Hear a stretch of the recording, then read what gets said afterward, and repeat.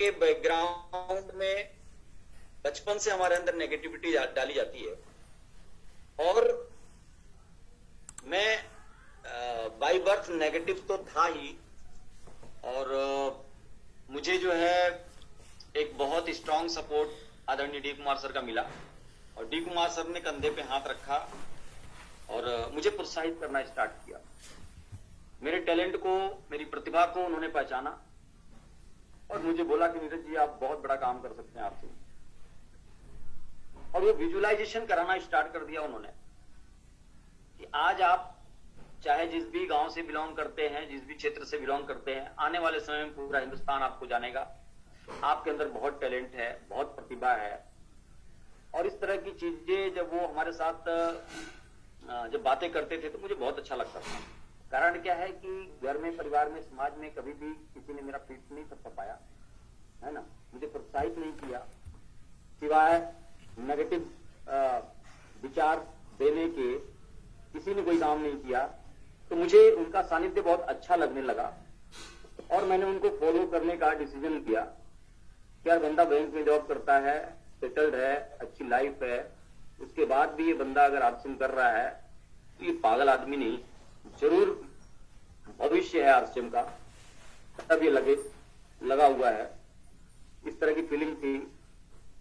और साथियों, विश्वास किया मैंने, और विश्वास ही पहली शर्त है जो हमें कामयाब बनाती है। जीवन में सबसे मजबूत कड़ी जिसको कहते हैं बिलीफ सिस्टम, विश्वास की ताकत, हमें बहुत बड़ी ऊंचाई पे लेकर के जाती है। हमने उनके ऊपर विश्वास किया, फिर धीरे धीरे माहौल में आना स्टार्ट किया। जब माहौल में आए तो हमें एक अलग ऊर्जा मिली। मतलब इस तरह की ऊर्जा को कभी हमने अपने समाज में, अपनी सोसाइटी में फील नहीं किया था। कभी हम जिंदा दिली के साथ लोगों से नहीं मिले थे, कभी हमने सपने की बात नहीं सुनी थी। जब मैं उस माहौल में जाता, तालियों की गड़गड़ाहट सुनता, राष्ट्रगीत बजता हुआ सुनता, तो मुझे ऐसा एहसास होता कि यार ये माहौल तो जिंदा दिल लोगों का है, ये माहौल तो पागलों का है, ये माहौल तो सपने देखने वालों का है, ये माहौल तो कुछ बड़ा करने वालों का है।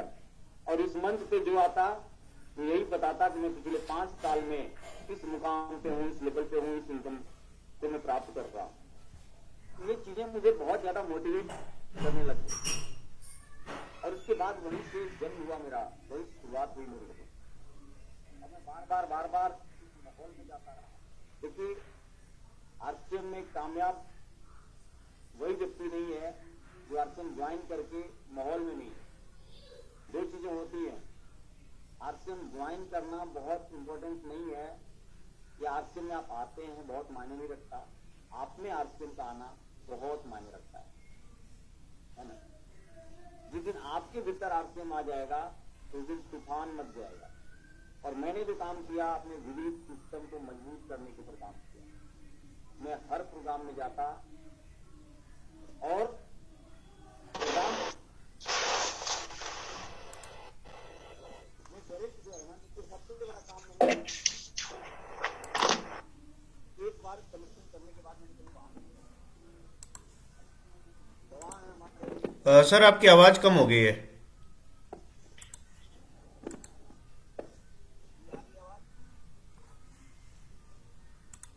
आ रही है सर, लेकिन बहुत स्लो आ रही है।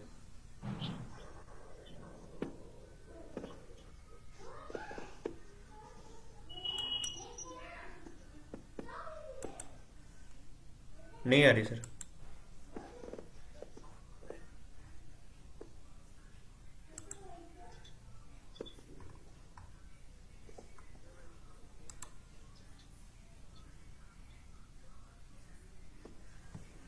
सर आवाज बिल्कुल भी नहीं आ रही।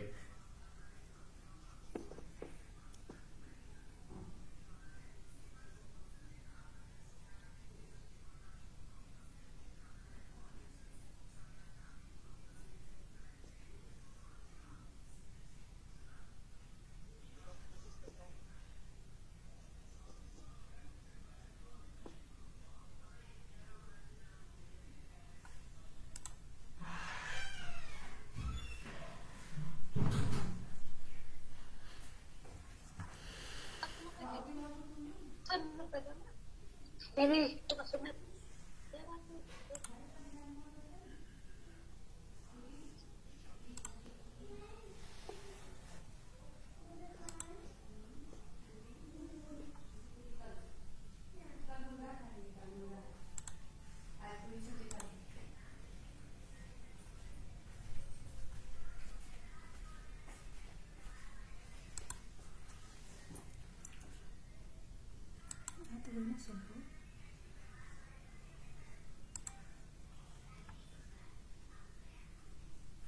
आवाज आ रही है?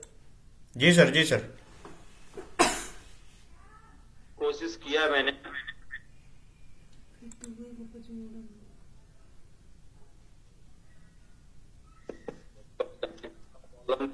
तो माफी चाहता हूं मैं। अभी क्लियर है? मैं क्या बोल रहा था कि माहौल में आना स्टार्ट किया मैंने। माहौल में आने से मेरा बिलीफ सिस्टम, मेरे विश्वास की ताकत और ज्यादा बढ़ गई। अगर मैं माहौल में से दूर रहता तो शायद मैं आज यहाँ पे इस मुकाम पे, इस लेवल पे नहीं होता। और जिस तरह का कमिटमेंट मेरा रहा है पिछले 15 सालों में, जैसा अभी सुजीत जी बोल रहे थे, इतने कम संख्या में मैं आ गया, तो मेरा कमिटमेंट है कि हिंदुस्तान, जूम नहीं, जूम तो बहुत सरल माध्यम है। हिंदुस्तान में कोई आवाज लगाता है ना, कश्मीर से लेकर कन्याकुमारी, और बात आरसीएम की रहती है ना, तो नीरज कुमार सिंह पहुंच जाता है। आज तक के इतिहास में मैंने किसी को ना नहीं बोला कि मेरे पास टाइम नहीं है ना। संख्या मायने ही नहीं रखती, बस कमिटमेंट मायने रखता है। और आज इसी का परिणाम है कि पूरे चंदौली डिस्ट्रिक्ट, वाराणसी, पूर्वांचल में आज जो लहर है आरसीएम का, आप देख सकते हैं। आप पूरा हिंदुस्तान घूम करके आइए और वाराणसी में जब प्रोग्राम होते हैं वो आप देख लीजिए, आपको जमीन आसमान का अंतर मिल जाएगा। तो कहीं ना कहीं एक बहुत बड़ा रोल रहा है, और इसमें मेरा रोल नहीं रहा है, स्वयं परमात्मा का रोल रहा है। क्योंकि देखिए 2005 में जब मैं माहौल में आना स्टार्ट हुआ तो एक अलग टच मुझे मिला। टच क्या मिला? यार ये एक ऐसा यूनिक सिस्टम है जहां पे हर चीज मिल रहा है। मेरा तो अपना विकास जिस यूनिवर्सिटी में मैं पढ़ा वहां पे नहीं हो पाया, और यहां पे मंच मिल रहा है, माइक मिल रहा है, प्रोत्साहन मिल रहा है, और बैकअप करने के लिए सफल लोग मिल रहे हैं जो महीने के लाखों लाख रुपए कमाते हैं। वो हमें बैकअप दे रहे हैं, वो हमें आगे बढ़ाने के लिए काम कर रहे हैं। तो इससे बड़ा और इससे शानदार प्लेटफॉर्म और क्या हो सकता है? और मैं इसकी गहराई में चला गया, और गहराई में कहां गया? आदरणीय, परम आदरणीय उस व्यक्ति को समझने का प्रयास किया जिन्होंने इस मिशन की रचना करी, जिन्होंने सिस्टम को हिंदुस्तान में लाया अगस्त 2000 में, जिनका नाम आदरणीय त्रिलोक चंद छाबड़ा जी है। पूरे गर्व के साथ, पूरे सम्मान के साथ मैं उनका नाम लेता हूं, और मैं एक ही चीज बोलता हूं कि युगों युगों बाद ऐसे महानुभाव का जन्म होता है पृथ्वी पे, जो पूरी मानवता के लिए, पूरी मानव जाति के लिए काम करते हैं। नहीं तो अभी तक व्यापार पे कुछ चंद लोगों का एकाधिकार हुआ करता था, हमारा और आपका एकाधिकार नहीं हुआ करता था। जिनके हाथ में पैसा होता था वो व्यापारी होते थे, लेकिन हिंदुस्तान के एक आम व्यक्ति को, एक दबे हुए व्यक्ति को, एक कुचले हुए व्यक्ति को, एक रौंदे हुए व्यक्ति को, जिनके अंदर प्रतिभा तो था, टैलेंट तो था, लेकिन जगह नहीं थी, स्टेज नहीं था, प्लेटफॉर्म नहीं था, कुछ भी नहीं था, ऐसे लोगों को मौका देना, ऐसे लोगों को आगे लाना और उनको व्यापारी बना देना, उनको व्यापार करने का लाइसेंस दे देना। अरे आरसीएम को जानने के लिए ना एक अलग नजरिया चाहिए। लोग बस वही वाली कहानी है कि एक हाथी को 4 अंधों को छूने का मौका मिला, तो चारों ने 4 जगह पे टच किया और अलग अलग प्रतिक्रिया दिया। जब उनसे पूछा गया कि भाई हाथी कैसा होता है, तो एक ने बोला कि हाथी जो है सूपे की तरह होता है, सूप की तरह होता है, एक ने कहा खंबे की तरह होता है, एक ने कहा सांप की तरह होता है ना, एक ने कहा रस्सी की तरह होता है। मतलब जिस जिस हिस्से को टच किया और टच करने के बाद अपना सार, अपना अनुभव समाज को बता दिया। उसी तरीके से इस नेटवर्क मार्केटिंग, इस इंडस्ट्री के अंदर, इस बिजनेस के अंदर, आरसीएम बिजनेस के अंदर भी अलग अलग सोच और अलग अलग नजरिए वाले लोग हैं। कोई को सामान बेचने का धंधा समझते हैं, कोई जोड़ा जोड़ी का खेल समझते हैं, कोई कुछ समझते हैं, कोई कुछ समझते हैं। लेकिन हकीकत तो यही है कि आरसीएम एक विचार है, आरसीएम एक बदलाव है, आरसीएम एक क्रांति है। और साल 2 साल को ध्यान में रख करके आरसीएम नहीं करना, ये जन्मों जन्मों का बिजनेस है। ये आपकी 7 जनरेशन को बदल के रख देगा। जज्बा चाहिए आरसीएम करने के लिए, ताकत चाहिए आरसीएम करने के लिए। आंधी की तरह लोग आते हैं और तूफान की तरह चले जाते हैं। इन 15 सालों में बहुत लोगों को उजड़ते हुए देखा है मैंने, जो स्टेज पे खड़े होकर के बड़े बड़े सपनों की बात करते थे, उनको दफन होते हुए देखा है। मजबूती चाहिए आरसीएम करने के लिए। क्यों मजबूती चाहिए? क्योंकि उसी दिन, शुरू दिन से मैंने पकड़ा, ये प्रोडक्ट का बिजनेस नहीं है, प्रोडक्ट तो बहाना है ना। क्योंकि जब मैं आया था ना बिजनेस के अंदर, तो प्रोडक्ट की क्वालिटी बहुत अच्छी नहीं थी। आज तो हमारी क्वालिटी इतनी इंप्रूव हो चुकी है, इतनी बेहतर हो चुकी है कि जिसकी कोई सीमा नहीं है। लेकिन उस दौर में ना हमारे पास ट्रेनिंग था, ना हमारे पास प्रोडक्ट था, ना हमारे पास इंफ्रास्ट्रक्चर था, ना हमारे पास बहुत बड़ी श्रृंखला थी, कुछ भी नहीं था। सब आधा अधूरा था। सपना था, मकसद था, इरादा था। किसका? एक 45 किलो के इंसान का, जिसने आरसीएम के दम पे पूरे हिंदुस्तान को बदलने का एक बहुत बड़ा रिस्क ले लिया था और अपने कदम से पीछे नहीं हटे, किसी भी परिस्थिति में नहीं हटे। मैं सबसे बड़ा रोल मॉडल अगर किसी को मानता हूं तो आदरणीय, परम आदरणीय टीसी छाबड़ा जी को मानता हूं। 2011 में हिंदुस्तान की सरकार ने और राजस्थान की सरकार ने दबोच दिया आरसीएम को, खत्म कर दिया आरसीएम को, दफन कर दिया आरसीएम को। भाइयों, एक साल संघर्ष करने के बाद आरसीएम को हम लोग वापस लेकर के आए। और वापस लेकर के आने के बाद उस महान आत्मा जिसको हम आदरणीय त्रिलोक चंद छाबड़ा जी बोलते हैं, उनका एक स्टेटमेंट मुझे सुनने का मौका मिला। बाहर निकलते ही उन्होंने कहा, मेरी पूरी प्रॉपर्टी बेच दो, पूरा जायदाद बेच दो, आरसीएम चलेगा नहीं चलेगा बात की चीज है, लेकिन मैं कर्जदार बनकर के इस धरती पे जिंदा नहीं रहूंगा। जितने लोगों का, जितने डायरेक्ट सेलर का कमीशन है, उसको तत्काल प्रभाव से उनके अकाउंट में ट्रांसफर करो।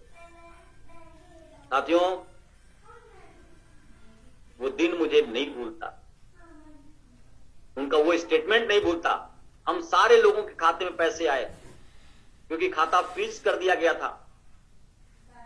और आरसीएम खुलते ही पहला स्टेप जो उठाया कि नहीं, पूरा भुगतान करो। दूसरा कोई डायरेक्टर होता, दूसरा कोई मालिक होता,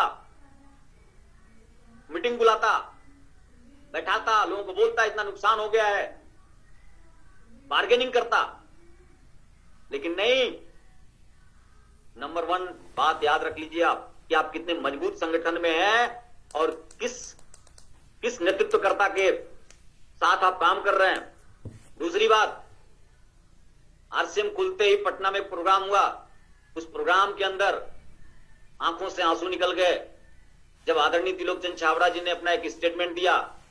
अभी तक मैं आरसीएम क्यों करता था मुझे नहीं पता, मेरा मकसद क्या था, मेरा मिशन क्या था, शायद मुझे नहीं पता, लेकिन अब मैं आरसीएम करूंगा दुनिया में आरसीएम को नंबर 1 बनाने के लिए, दुनिया में नंबर 1 बनाने के लिए करूंगा। क्योंकि जिस बेइज्जती के साथ, जिस लानत के साथ, जिस लांछन के साथ वो बदनाम किया गया ना, अब वो बदनामी का धूल जन्मों जन्मों तक लोगों के दिमाग में नहीं रहेगा। यानी लोग मजबूर होंगे आरसीएम करने के लिए और आरसीएम में आने के लिए, ऐसा मैं कुछ कर जाऊंगा। और आज वो सिस्टम उसी के ऊपर काम कर रहा है मेरे भाई। ये विजनरी लोगों का बिजनेस है, ये दूर से सोचने वाले लोगों का बिजनेस है, ये तत्काल लाभ लेने वालों का बिजनेस नहीं है।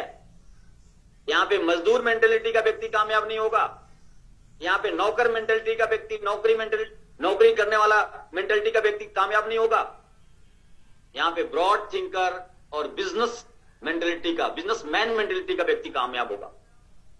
क्योंकि मजदूरी करने वाले को हफ्ता चाहिए, नौकरी करने वाले को सैलरी चाहिए महीने में, बिजनेस करने वाले को इन्वेस्टमेंट चाहिए। पहले वो इन्वेस्टमेंट करता है, पहले वो लगाता है, पहले सालों मेहनत करता है, इंफ्रास्ट्रक्चर बनाता है, उसके बाद पैसा कमाता है। चाहे वो अंबानी हो, चाहे वो टाटा हो, चाहे वो बाटा हो, चाहे वो अडानी हो, चाहे कोई भी हो, उनका प्रोजेक्ट होता है 5 से 7 साल। वो एफर्ट लगाते हैं, पैसा लगाते हैं, समय लगाते हैं, फिर जन्मों जन्मों कमाते हैं। ठीक उसी तरीके से इस इंडस्ट्री के अंदर अगर आप आए हो तो आपको सबसे पहले बिजनेस माइंडेड बनना पड़ेगा, अपनी सोच को बदलना पड़ेगा, अपने नजरिए के ऊपर काम करना पड़ेगा। और यहां पे शुरू के 5 साल हमें लगाना है। ये अलग बात है, ये दिगर बात है कि आरसीएम पहले महीने से ही देना शुरू कर देता है। अरे लोगों का तो वक्तव्य यहां तक आया, भैया ये दुनिया की ऐसी यूनिवर्सिटी है जहां पे ज्ञान भी मिलता है और साथ में पैसा भी मिलता है। दूसरी जगह नॉलेज के लिए, टैलेंट के लिए, प्रतिभा के लिए, योग्यता के लिए पैसा खर्च करना पड़ता है, और यहां पे साथ साथ मिलता है। पैसा भी मिलता है, टैलेंट भी मिलता है, प्रतिभा भी मिलती है। आपको क्या नहीं सिखाया जाता? आपको स्पीकिंग सिखाया जाता है, आपको बॉडी लैंग्वेज सिखाया जाता है, आपको हर चीज यहां पे सिखाई जाती है, आपको ट्रेनिंग दी जाती है। सोचो, कल्पना करो आप, ये विजनरी लोगों का बिजनेस है। 5 से 10 साल की सोचो आप क्या होगा।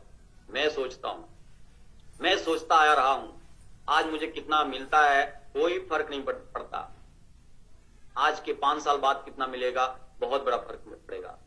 आज के 10 साल के बाद क्या मिलेगा बहुत बड़ा फर्क पड़ेगा। आज के 20 साल बाद क्या मिलेगा बहुत बड़ा फर्क पड़ेगा। आज के 50 साल बाद क्या मिलेगा बहुत बड़ा फर्क पड़ेगा। जब मैं इस धरती पे नहीं रहूंगा तो क्या मिलेगा बहुत बड़ा फर्क। इतना बड़ा सोच अगर है तो आरसीएम कर लेना, पूरी ताकत के साथ कर लेना, है ना। तत्काल लाभ के लिए यहां पे काम नहीं करना है अपना। मैं आपको बता दूं, अभी देखो, अभी तो कानून भी आ गया डायरेक्ट सेलिंग के ऊपर। अभी तो डायरेक्ट सेलिंग को एक सोसाइटी में सम्मान भी मिलना शुरू हो गया। जिस दौर में हम आए थे इस इंडस्ट्री के अंदर, धिक्कार मिलती थी, गालियां मिलती थी, लोग हमें बड़े गंदे नजर से देखते थे, देखते ही रास्ता बदल लेते थे, भागते थे। अच्छे अच्छों ने साथ छोड़ दिया, हमारी सारी फ्रेंड सर्किल हमसे दूर हो गई, सारे रिलेटिव हमसे दूर हो गए। लेकिन आज इन 2 सालों में इस इंडस्ट्री ने जो पिछले 20 साल में जो काम नहीं किया ना, आरसीएम ने 2 साल में कर दिया कोरोना काल में। सबके बुझे बुझे चेहरे और हमारे खिले खिले चेहरे। वक्त सबका आता है। पिछले 1.5-2 सालों से अपने घर में रह करके डिजिटली बिजनेस को बढ़ा करके करोड़ों का बिजनेस मेंटेन करके लाखों रुपए की इनकम कर रहे हैं, और चैलेंज के साथ कर रहे हैं। इसी दिन का इंतजार था हमें, इसी दिन के लिए तपस्या किया था मैंने। जब हिंदुस्तान में बाकी लोगों के व्यापार तहस नहस हो गए, नौकरियां चली गई, सब कुछ बर्बाद हो गए, तो हम मजे के साथ जी रहे थे। यही होता है विजनरी सोच। कल काटना है, आज ही बोना पड़ेगा। मेरे भाई, मैं आपको बता दूं, एक जमाना था 1940-50 का दौर था हिंदुस्तान में, जब फिल्म इंडस्ट्री की शुरुआत हुई थी। बहुत हे दृष्टि से, बहुत गंदी दृष्टि से फिल्म इंडस्ट्री के लोगों को देखा जाता था, और बड़े और रईस परिवार के लोग फिल्म देखने नहीं जाते थे, और जाते भी थे चोरी छुपे जाते थे, कोई देख ना ले, है ना। इतना गंदा वो इंडस्ट्री था। सोचो, कल्पना करो आप, थे लोग, समाज के लोग। फिल्म में काम करना मतलब एकदम समाज से इसको बाहर कर दो, है ना, समाज से बाहर कर दो, जाति से बाहर कर दो, जाति निकाला हो जाता था, गांव निकाला हो जाता था, इस तरह के सिचुएशन होते थे अगर फिल्म में कोई व्यक्ति चला गया तो। यानी वो वेश्याओं का पेशा है, इस तरह की। मैं सब यहां पे गलत इस्तेमाल कर रहा हूं, लेकिन भावनाओं को समझो आप। तो हमारे साथ है फोटो दिखा था सब कुछ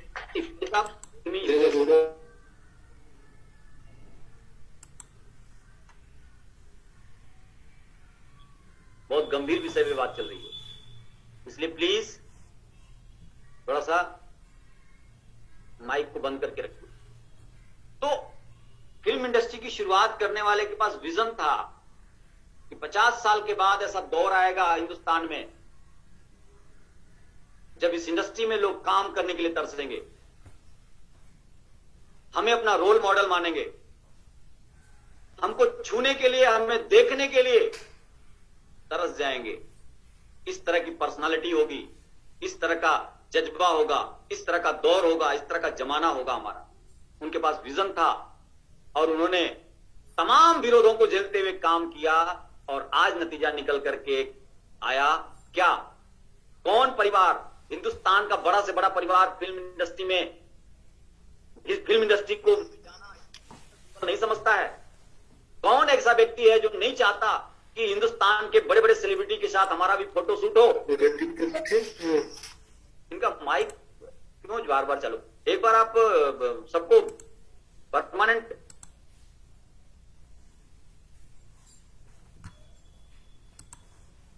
कर दी।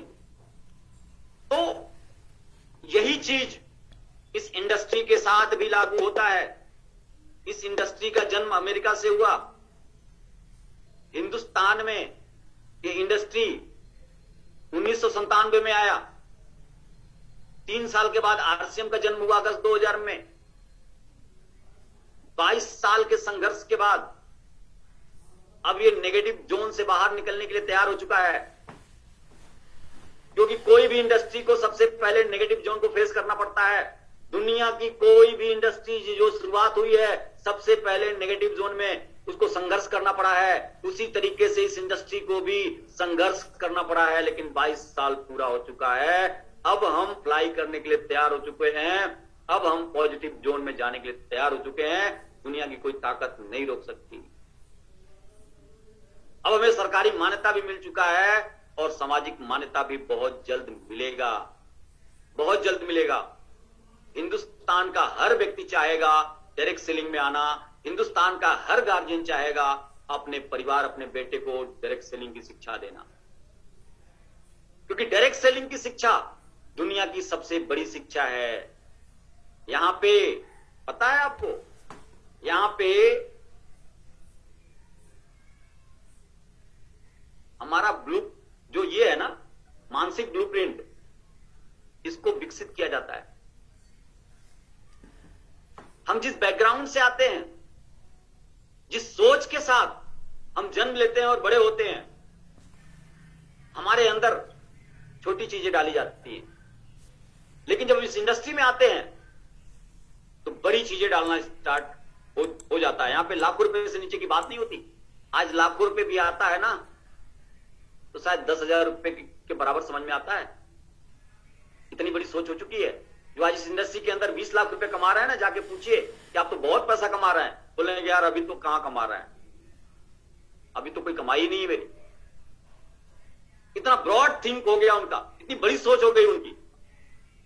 मैं बताऊं, इससे बड़ा एजुकेशन दुनिया में कोई नहीं है।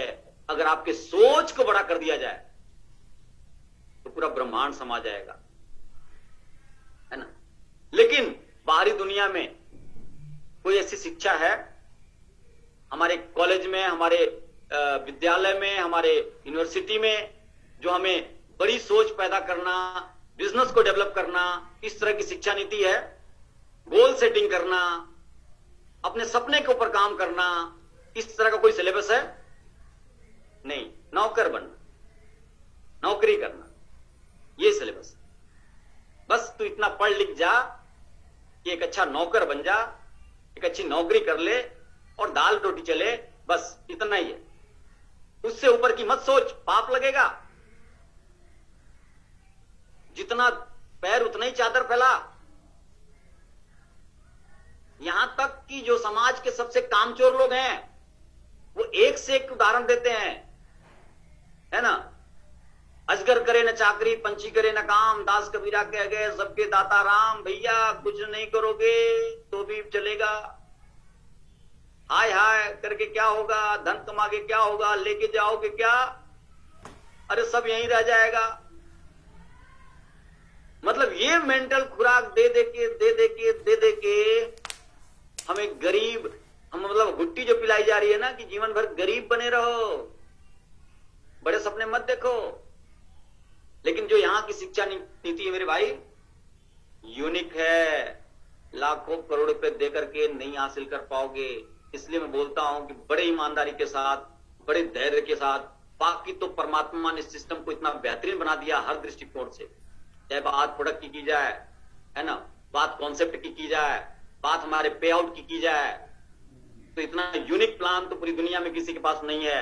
उस पर बात ही करना, सब समझते हैं आप लोग, कितना बात करूं सिस्टम के ऊपर। हाँ, बस इतना कहूंगा कि 99% काम कंपनी करती है, इन्वेस्टमेंट का काम कंपनी करती है। भाई आपको किस बात का टेंशन है? प्लांट कंपनी लगाती है, आपको किस बात का टेंशन है?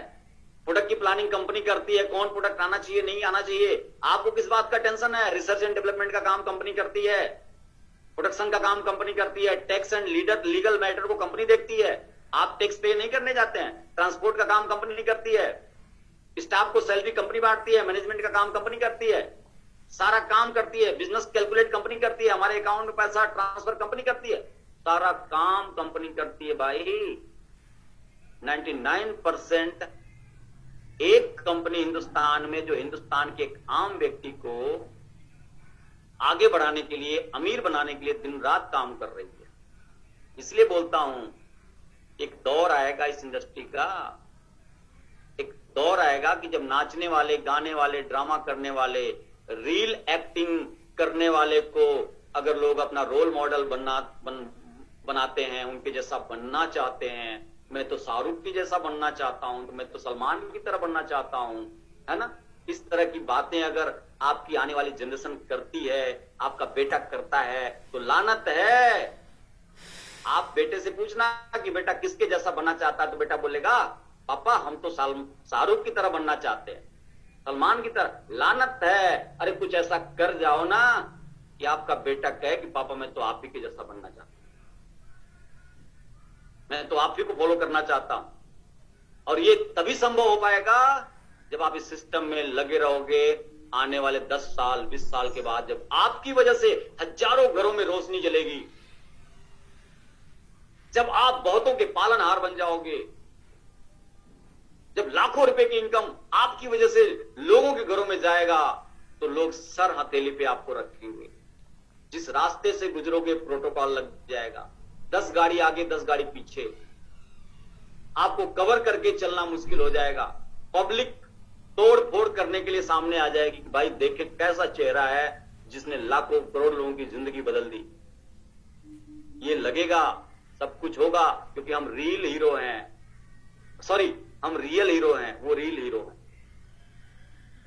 क्योंकि हमारे करने से समाज में फर्क पैदा होता है। एक गरीब आदमी, एक असहाय आदमी जिसके सपने मर गए, उसको खड़ा कर देना, उसके अंदर आत्मविश्वास पैदा कर देना, उसको प्रोत्साहित करके उसको कामयाब बना देना, ये दुनिया की सबसे बड़ी ताकत है। और इस ताकत के आगे सारी ताकत फेल है। मेरे भाई बहुत गहराई से समझने का जरूरत है।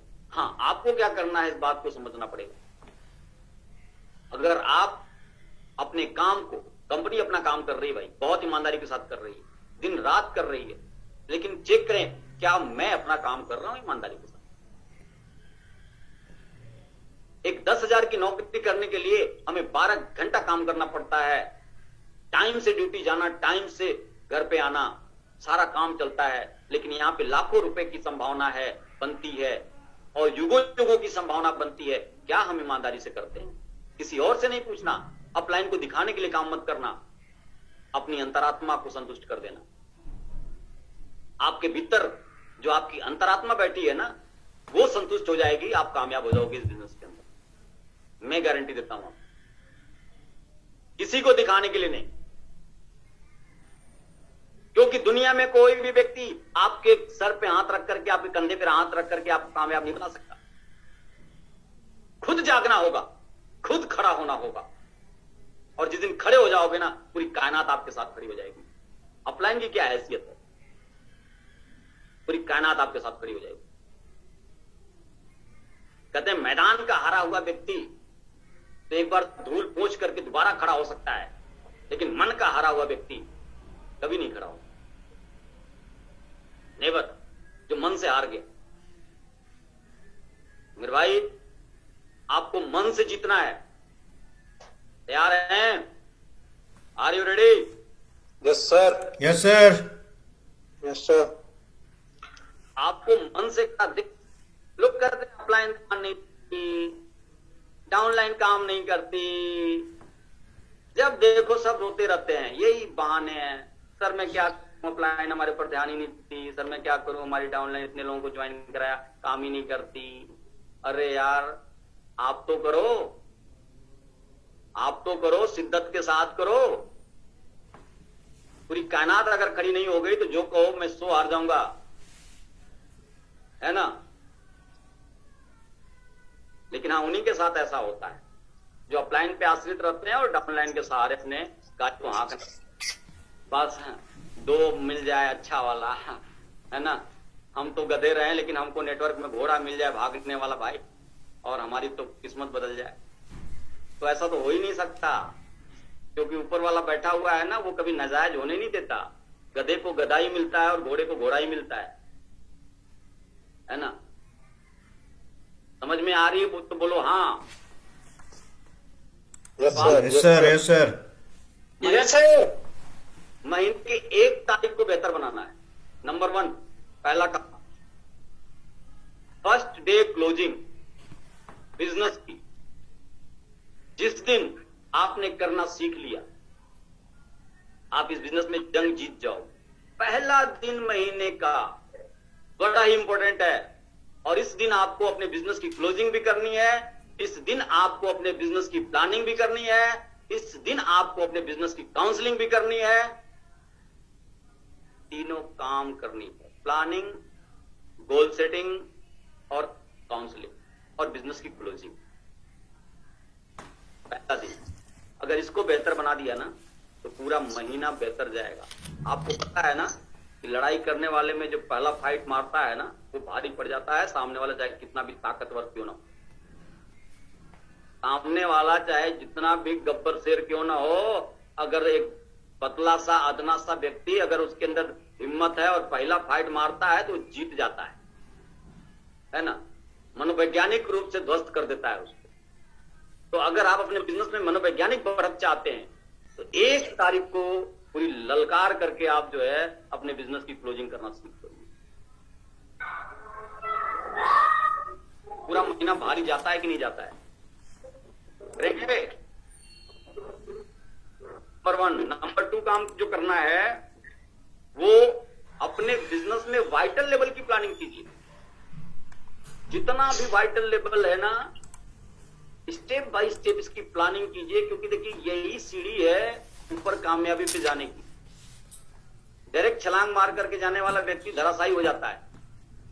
एक बार मिशन मंथ आता है, एन केन प्रकारेन खूब इधर उधर से करके जोड़ा इकाई दहाई मार लेते हैं, रॉयल्टी मार लेते हैं, लीडरशिप, और उसके बाद फिर अगले महीने 0।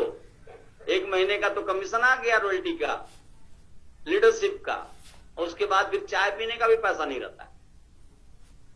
तो ऐसा बिजनेस नहीं करने का, मैं साफ बोलता हूं। स्टेप बाय स्टेप ऊपर उठिए, अपनी टीम को उठाइए, मजबूती के साथ काम कीजिए। बिजनेस आपका है तो प्लानिंग भी आपकी होनी चाहिए। Number 3, power of display wall. अपने ग्रुप में ज्यादा से ज्यादा डिस्प्ले वॉल पे काम करें। जितने भी डिस्प्ले वॉल ओपन हैं, उनको लेकर के प्लानिंग करें। उनकी सेल को बढ़ाने में प्लानिंग करें, वहां पे वीकली कार्यक्रम करें, उस व्यक्ति को व्यक्तिगत जो है आप सपोर्ट करें। देखिए, डिस्प्ले वॉल खुलवाना महत्वपूर्ण नहीं है, डिस्प्ले वॉल को चलाना बहुत महत्वपूर्ण है। अगर आप डिस्प्ले वॉल जितने भी आप सर्च आउट कीजिए, आपकी टीम में जितने भी डिस्प्ले वॉल हैं, क्या आपके कार्यक्रम वहां पे होते हैं? क्या आप उनको कोई सपोर्ट देते हैं सेल करवाने में? ऐसा ही व्यक्ति नेगेटिव होता है। एक बार तो हम कुछ भी एन के एन प्रकार बता करके और हम खुलवा देते हैं, फिर बाद में हम जाते तक नहीं, झांकते तक नहीं, या फिर उसको अपने राम भरोसे छोड़ देते हैं, भाई ये करना तू ही कर, अब मुझे जो करना था कर दिया। वहीं बात बिगड़ जाती है, वहीं से नेगेटिविटी शुरू हो जाती है। ऐसा नहीं करना, या तो खुलवाना नहीं, और खुलवाना तो पूरे प्रॉपर तरीके से आप उसको संचालित करवाना अपने नेतृत्व में, क्योंकि ये डिस्प्ले वॉल एक ऐसी क्रांति है आरसीएम बिजनेस में जो आपको बहुत बड़ी ऊंचाई पे लेके जा सकती है। आज जैसे आप बड़े बड़े ऐप देख रहे हो ना, कि बस घर बैठे ऑर्डर कर रहे हैं और प्रोडक्ट घर पे आ रहा है, अमेजॉन हो गया, फ्लिपकार्ट हो गया, स्विगी हो गया, ये हो गया, वो हो गया, दुनिया हो गया, जहान हो गया, ऑनलाइन का जमाना है। उसी तरीके से आने वाले समय में शायद कुछ ऐसी प्लानिंग, कुछ ऐसी टेक्नोलॉजी आरसीएम में भी आए कि हिंदुस्तान में जब कोई बंदा किसी भी चौराहे पे खड़ा हो जाए और उसको आरसीएम प्रोडक्ट की दरकार हो, वो गूगल पे जाए, ऐप पे जाए, सर्च करे और आपका बताए, गूगल लोकेशन आपका बताए कि भाई यहां से बाजू वाली गली में आरसीएम का प्रोडक्ट अवेलेबल है और उसका डिलीवरी आप देके आओ। मजा आ जाएगा नहीं आ जाएगा? संभावनाओं पे काम कीजिए, आने वाले समय में कुछ भी पॉसिबल है। Power of display wall. चौथा, power of diamond club. Diamond club एक ऐसा हथियार है मेरे भाई इस बिजनेस के अंदर, जिसमें आप बहुत बड़ी ऊंचाई को हासिल कर सकते हैं। लेकिन गलती क्या होती है कि हम डायमंड क्लब में पीछे रहते हैं, तो टीम को कहां से आगे कर पाएंगे? जब हम ही डायमंड क्लब नहीं करेंगे और हम चाहेंगे हाँ बेटा कर ले, बहुत अच्छा है, बहुत शानदार, बहुत है ना, तो झूठ की उम्र जो है ना बहुत ज्यादा नहीं होती। इसके लिए सारे लीडरशिप को सबसे पहले आना होता है। अपना डायमंड क्लब करके ग्रुप में आप डालिए, देखो भाई मेरा हो गया, आपका कब? एक माहौल क्रिएट होता है, एक माहौल बनता है ना। और डायमंड क्लब ऐसे नहीं कराना है, सेल करके करवाना है। जब तक रिपीट सेल नहीं होगा, एक बार तो कोई भी कर लेगा, तो उसके लिए अब सेल जो व्यक्ति नहीं कर पाता है, उसके लिए सेलिंग स्किल डेवलप करवाना, ट्रेनिंग दिलवाना, इस तरह की चीजें कुछ आपके टीम में होनी चाहिए। उसके बाद जो हमें काम करना है वो करना है पावर ऑफ स्पोकन वर्ड्स। ये इंडस्ट्री टॉकिंग इंडस्ट्री है, यहाँ बातचीत करने का पैसा मिलता है। लगाया कुछ नहीं, फैक्ट्री कोई नहीं है, ऑफिस कोई नहीं है, मेरा स्टाफ कोई नहीं रखा हूं, सब जानते हैं बड़े ईमानदारी के साथ, लेकिन टर्नओवर करोड़ों का करता हूं दोनों ग्रुप मिला करके।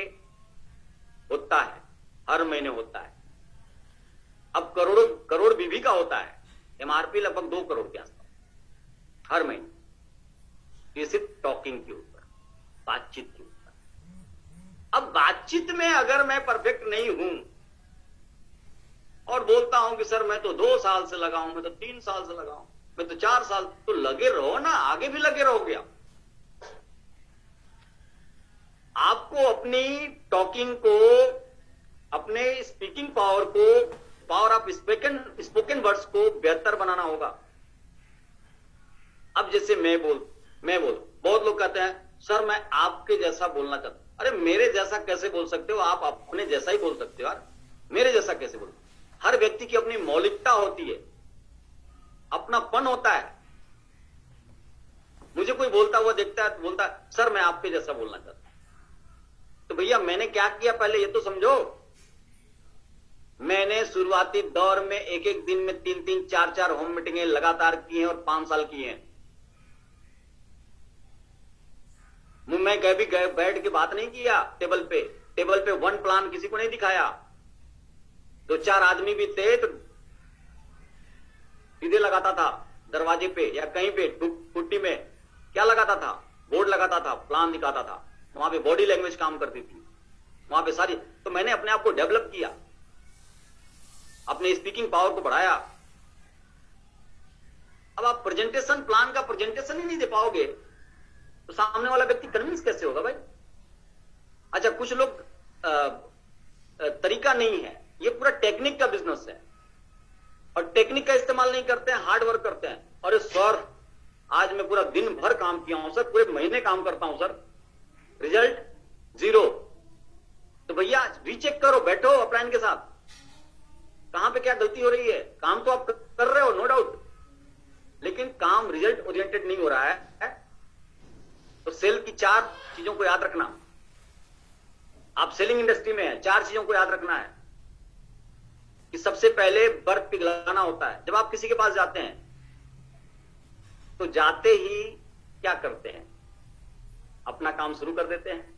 सर, मैं आरसीएम से आया हूं सर, बहुत अच्छी कंपनी है, जिंदगी बदल जाएगी सर, थोड़ा सा ध्यान दे दीजिए सर, थोड़ा सुन लीजिए सर, हमारा एक प्लान है सर 5 मिनट का। ऐसे ही बोलते हैं ना? या कुछ और बोलते हैं तो बताइए। जाते जाते शुरू, अरे नहीं,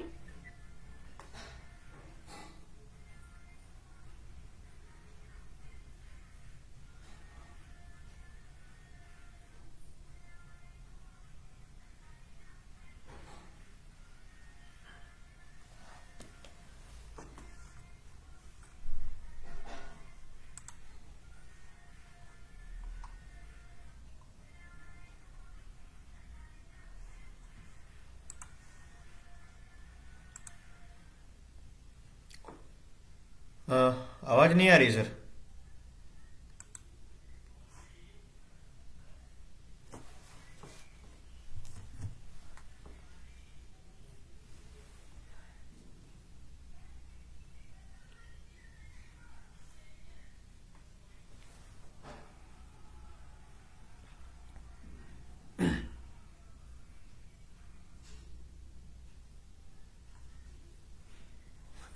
हाँ सर, डिस्कनेक्ट हो गया, आवाज नहीं आ रही थी सर। जी सर, आवाज नहीं आ रही थी, बस वही शुरू किया था, बर्फ पिघलाना। जी सर।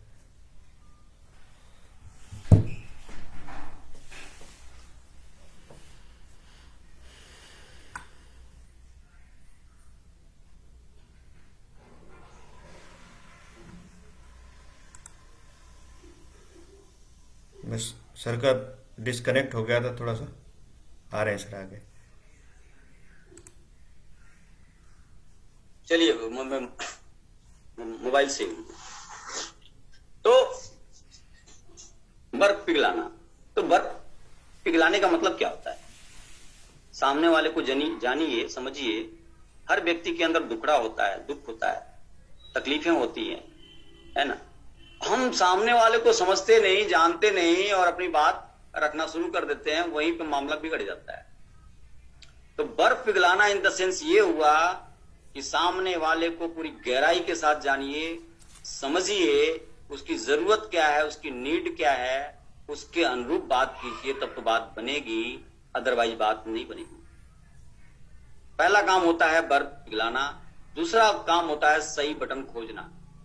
उसी दरमियान आप सामने वाले की नीड को समझ सकते हैं, जरूरत को समझ सकते हैं। सामने वाला पैसे का अभाव है कि समय का अभाव है कि सिक्योरिटी का अभाव है कि इज्जत का अभाव है, क्या है उसके जीवन में अभाव, इस चीज को समझना, यानी इसको बोलते हैं सही बटन खोजना और उसके अकॉर्डिंग अपने प्लान को बताना। अब सामने वाला व्यक्ति अमीर है और आप उसको पैसा दिखाओगे, सामने वाला व्यक्ति मजदूर है और उसको सिक्योरिटी बताओ, है ना? तो बात तो जमेगी नहीं। तो सही बटन खोजना, सही बटन दबाना। अब सही बटन खोज लिया, बर्फ पिघलाने का मतलब ये होता है कि भाई सामने वाले की तारीफ कीजिए, पहले अपना बनाइए, उसको करीब लाइए, सामने वाले का दिल जीतिए। इसलिए कहा जाता है, सतीश पंडित जी ने कहा ना कि प्यार से भरा हुआ एक दिल अक्ल से भरे हुए हजारों दिमागों से ज्यादा ताकत रखता है ना? हम तो हर जगह प्रोफेशनल बन जाते हैं। सामने वाले का दिल जीतना, सामने वाले को अपना बनाना, सही बटन खोजना, सही बटन दबाना, सौदा पक्का करना, 100% रिजल्ट आपको मिलेगा, इस बात की गारंटी है। तैयार हैं भाई? संख्या घट के 18 रह गई, समय तो जी ओवर सर, नहीं हो रहा है। बिल्कुल तैयार है सर, कहीं ओवर नहीं है सर, जिसको जाना है सर जाएगा ही। हाँ, सही चल रहे हैं सर। कुछ लोग सर टीसी सर के प्रोग्राम में 9 बजे जाते हैं। हाँ, हाँ, हाँ, तो इस वजह से अच्छा चलिए, तो ठीक है, मैं थोड़ा शॉर्ट में ले लेता हूँ। जी जी जी। तो एक तो जो है ना, हमें पावर ऑफ स्पोकन वर्ड्स के ऊपर काम करना है। उसके बाद पावर ऑफ सिस्टम के ऊपर तो काम करना ही है, वो तो आपके अपलाइन ने बताया ही होगा कि सिस्टम के प्रकार क्या है। और जो शुरू शुरू में उन्होंने बताया कि पावर ऑफ विजुअलाइजेशन, वर्तमान में रह करके भविष्य को देख लेना। अगर ये काम आपने कर लिया तो दुनिया की कोई ताकत आपको उखाड़ नहीं सकती इस इंडस्ट्री से। यानी वर्तमान में रह करके भविष्य की कल्पना आपने कर ली कि क्या लाइफ स्टाइल होगा इसके 10 साल के बाद, क्या जीवन होगा हमारा। आज तो संघर्ष है, कर लेना है, कोई फर्क नहीं पड़ता। उसके बाद आज की जो सबसे बड़ी क्रांति है वो पावर ऑफ जूम। जूम के माध्यम से पूरे हिंदुस्तान में आप झंडा गाड़ सकते हैं। एक जमाना था कि एक ज्वाइनिंग भी होती थी, हम लोगों को जाना पड़ता था, एक ज्वाइनिंग भी कराने के लिए जाना पड़ता था, और मतलब इस तरह की सुविधा नहीं होती थी, हजारों हजार किलोमीटर की दूरी तय करना पड़ता था। लेकिन आज जूम के माध्यम से आप पूरे हिंदुस्तान को एक जगह पे ला सकते हैं, जोड़ सकते हैं। तो भरपूर तरीके से एक प्लान भी दिखाना हो तो जूम आईडी पे आप दिखाइए, और लगातार अपने आप को फिजिकली और डिजिटली दोनों तरीके से प्रभावी बनाइए। नेक्स्ट है पावर ऑफ नॉलेज। ये पूरी की पूरी इंडस्ट्री नॉलेज पे चलती है, और दुनिया में कोई भी अगर बहुत आगे है, बहुत कामयाब है, तो सिर्फ नॉलेज की वजह से ही आगे है और कामयाब है ना।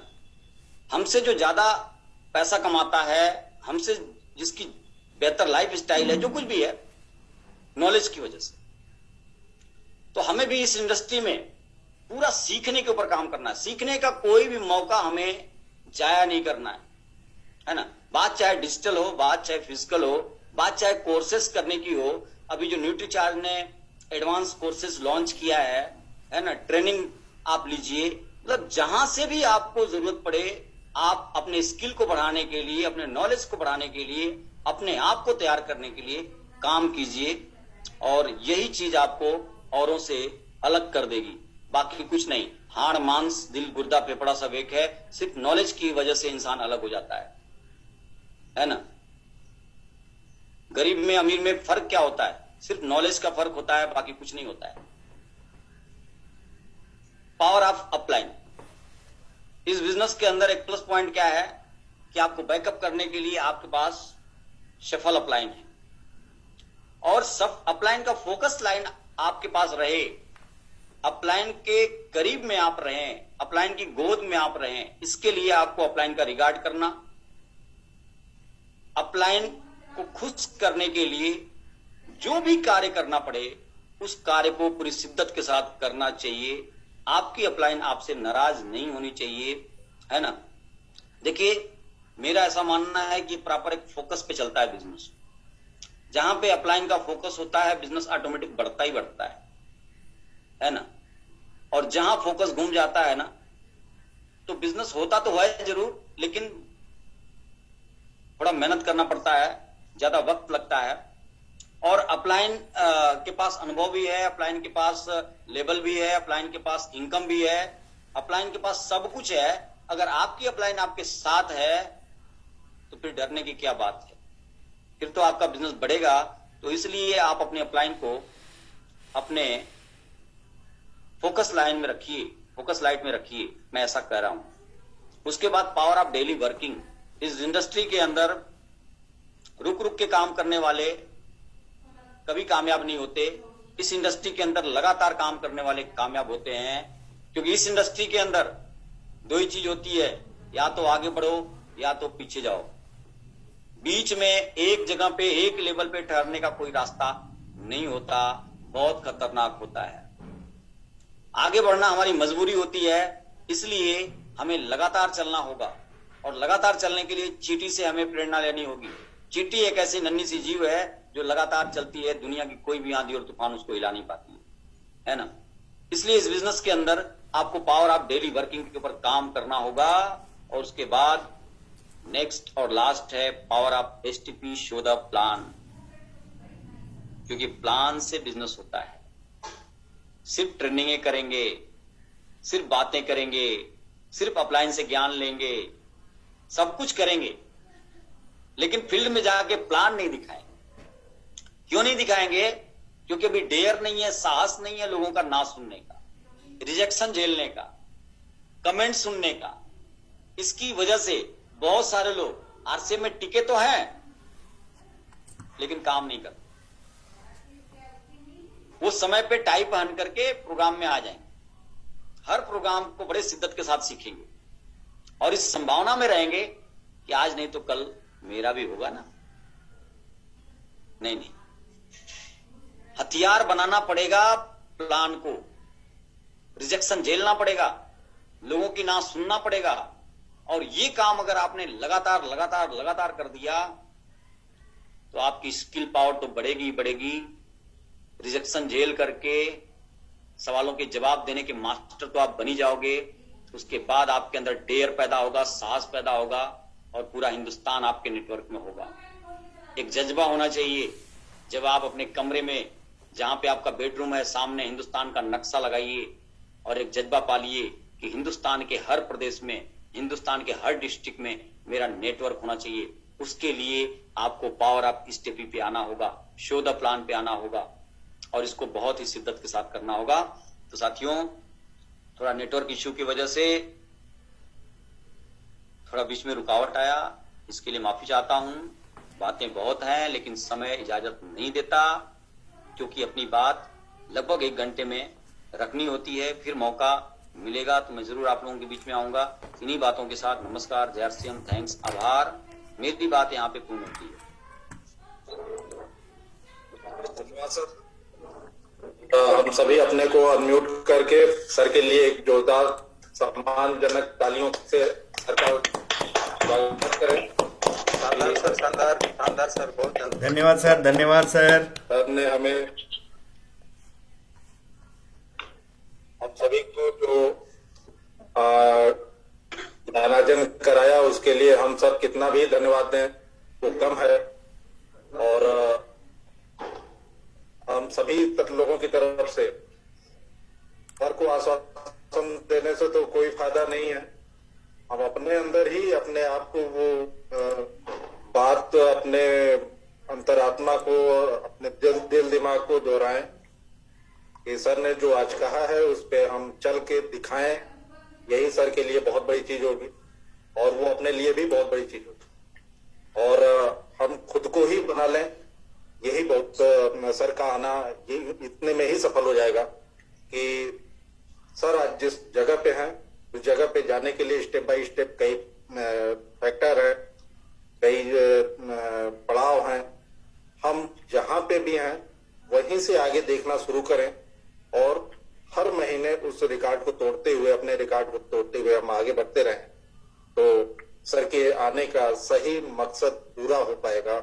और इन्हीं बातों के साथ सर को बहुत ही तहे दिल से धन्यवाद देते हुए और हम सब सर से आज्ञा चाहेंगे कि समाप्ति की घोषणा अगर इजाजत हो तो करें।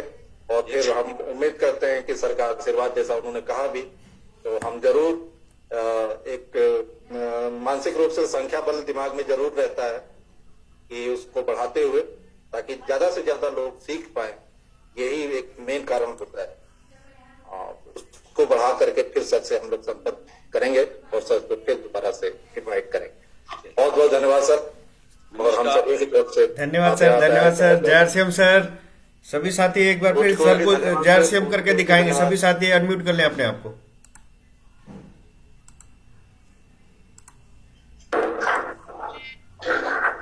जय आर सी एम सर, जय आर सी एम।